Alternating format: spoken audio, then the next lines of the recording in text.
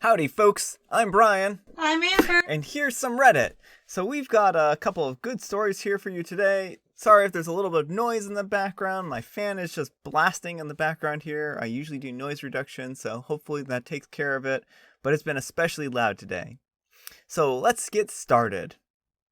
Our first story is titled, Am I a Jerk for Not Letting My Best Friend Have Her Wedding on My Property After Being Uninvited? I'm a 29-year-old male, and my best friend Clara, a 31-year-old female, is getting married soon. It's only meant to be a small backyard type of wedding, but they've been planning it for a few months now, and it was originally supposed to be on my property. They wanted it because it's private. It has lots of open space for the reception, a nice view, and the house could be used for them to get ready and stuff. Of course I said yes, and she and her fiancé, Rick, were very happy. The thing is, Claire and I do have a history. We were on and off in college, but decided to stay friends. Then I met my wife, we got married, Carla met Rick, and now here we are. Now, my wife knows that I went out with Clara back in college, and she didn't care. Clara still went to our wedding and everything. I never knew if Rick was told or not.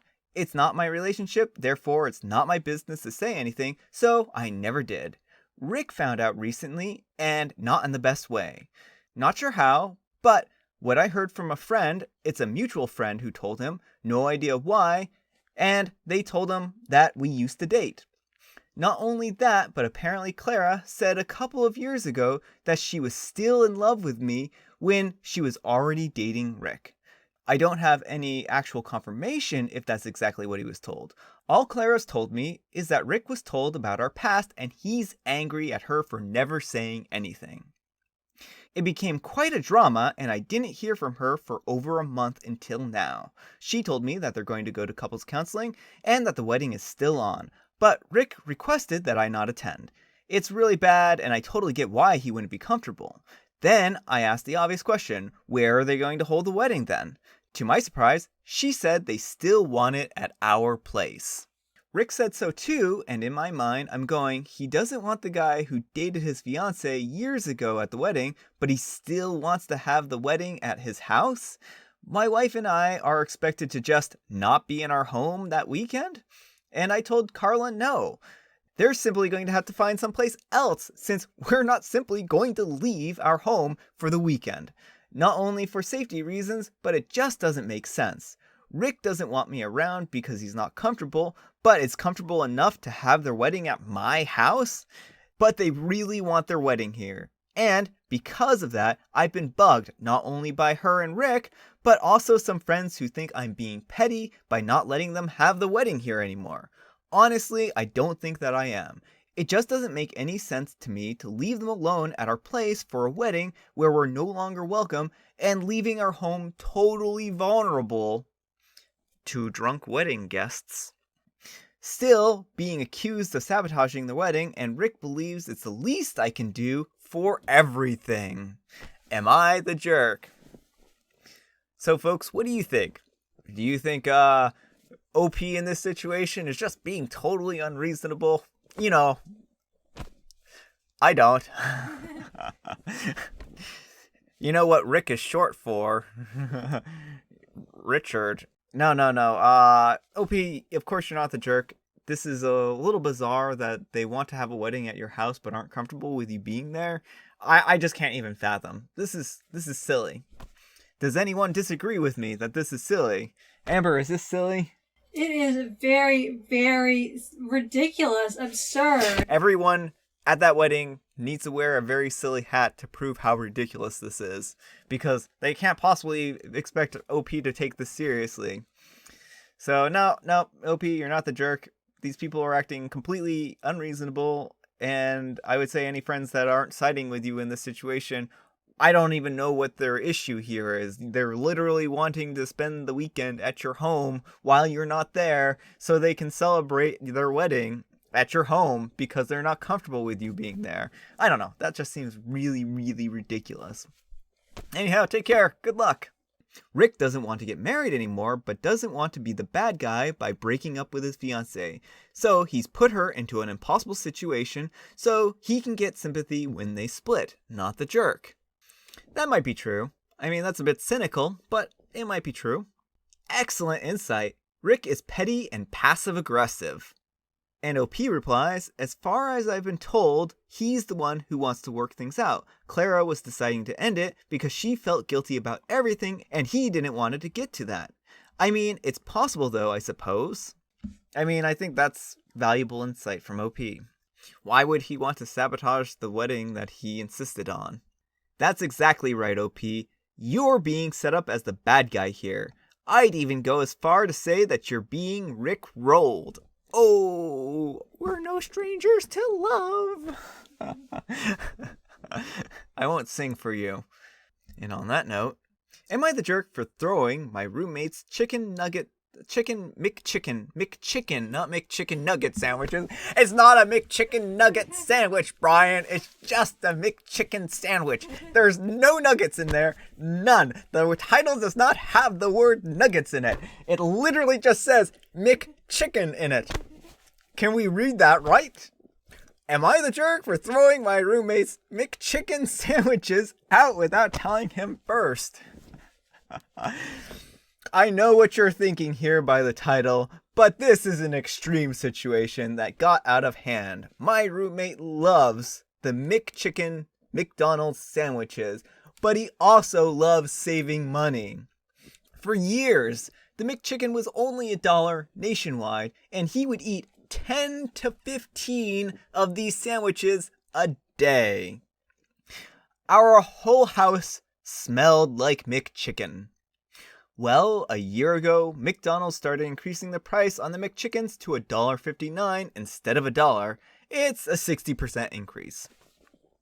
My roommate freaked out about this and started buying McChickens by the truckload.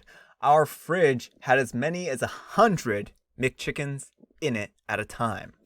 He wanted to buy as many McChickens for $1 as he could before our McDonald's increased the price. Things got out of hand last month when he bought a meat freezer and collected as many as 700 McChicken sandwiches, and he had a toaster oven to heat them back up. I was mad. Everything smelled like McChicken everywhere. On top of that, the electricity on the meat freezer probably cost us more than the price increase on the McChickens. I lost my mind. I unplugged the meat freezer when he left and let them rot. When he came back, they were moldy and ruined, and he had to toss them out. On top of that, our McDonald's increased the price of the McChicken to $1.59 just this last week. I felt kind of bad about it, but I'm so sick of McChicken sandwiches. He also is mad at me for ruining his McChickens and his investment of $700. He claims that I now owe him $1,060 because that's how much his investment increased in value. Am I the jerk for ruining his McChickens and throwing them out? OP, what you're asking is, am I the jerk for destroying someone's property even though I didn't like their property?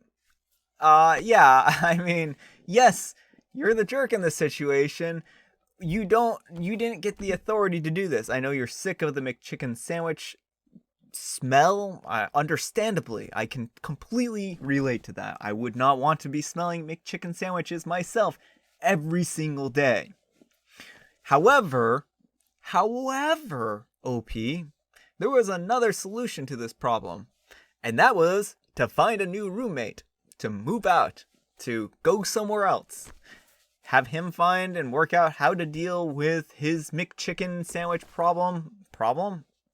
I would say probably problem at this point in time himself. What would you say, Amber? Problem or no problem? He's eating 10 to 15 of these a day. That can't be healthy, I would say. See a dietitian. See a dietitian. This is not legal or medical advice. Please see your dietitian if 10 to 15 chicken McNugget sandwiches are a great option for you. We're just gonna go with it. What do you folks think? Is this healthy? Is this a problem? Does his roommate have issues? I mean, I think that you should be able to like and enjoy whatever you like, but I do think that this actually borders on to really unhealthy behavior. And I can't see how freezing them in deep freeze and then reheating them is at all, like, I don't know, desirable. That seems kind of gross, actually. It seems like the worst way to enjoy your favorite food. I can't possibly think of another worse way of enjoying your favorite food other than taking hot old sandwiches, throwing them into a deep freeze, reheating them in a toaster oven, and being like, yum, I only paid $1 for this. Surely he could find a way to make McChicken sandwiches himself for cheaper. I would think that would be a good solution to this problem. Like, the bread doesn't cost that much. I mean, you can buy a pack of buns for a couple bucks, a few bucks.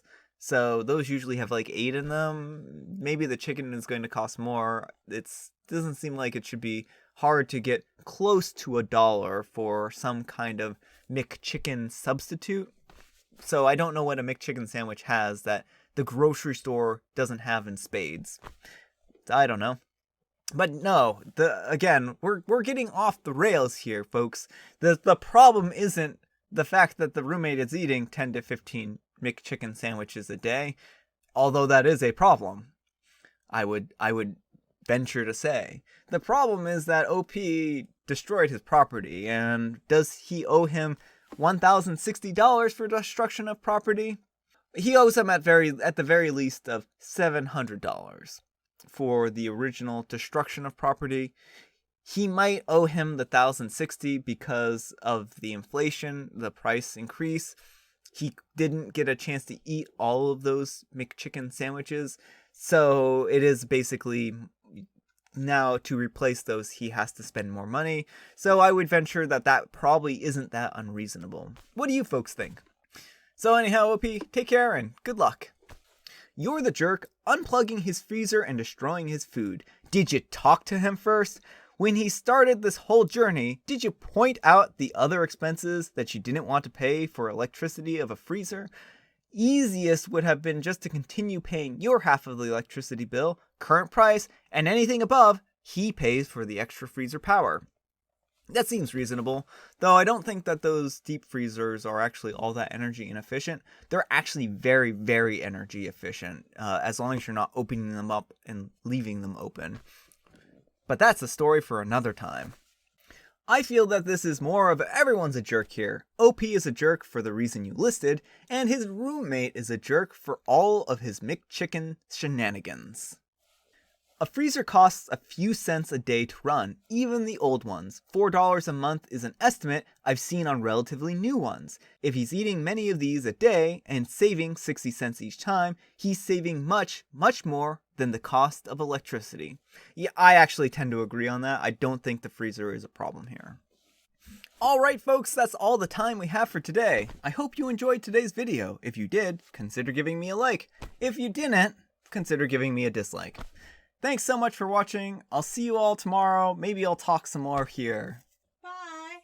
So you might be curious what I did for this last weekend. Well, actually here. I'll end it off and then just say I'm going to... Alright folks, that's all the time we have for today. I hope you enjoyed today's video. If you want to stick around, I'll talk about my experience over the last week. But if not, then thanks so much for watching. I hope you enjoyed this video. If you did, consider giving me a like. If you didn't, consider giving me a dislike. Thanks so much for watching, and I'll see you all tomorrow. Bye. So, on to, like, what I did this week. I mean, Amber could probably summarize it best. What did I do this week, Amber? You did lots and lots of research. Yes. Well, so... what happened is this. One of my former advisor from my doctoral dissertation has kind of cut me out of the research loop. I don't know if this seems intentional, and basically it's they've been scheduling meetings and stuff like that for times that I'm not available, and I made clear that I wasn't available for, and it's kind of gotten on my nerves a little bit here. So I've just been doing some research on my own here and trying to further my, research career, so to speak. And what that involves is doing image analysis on mammograms, actually. So that's what I've done this weekend. I was working on some software, trying to get this all together and trying to get some cool image analysis stuff going on. So that's what I've been up to. It's not very exciting when I phrase it that way. You helped me with my writing. I helped Amber with her writing. I also worked on some video stuff in the background. I've gotten a couple of pieces of software that I was trying to use. One of them hasn't really come through, and the other one hasn't really come through, but we'll see if I can get some use out of them. So, yeah, that's what I did. Not very interesting. And we finished SpongeBob Season 12, was it? Yeah, SpongeBob Season 12, but that's been ongoing. It's been ongoing, but we finally got through the last of it. Yeah, but that wasn't like part of the vacation. No, it that was wasn't. just a chore. Well, the rest of your vacation sounds like a chore probably to your audience, too. Yeah, it probably does. It's like, what does Brian do with his free time? Oh, he sits and works on his free time. That's my vacation. I'll see you guys tomorrow. Bye. Again.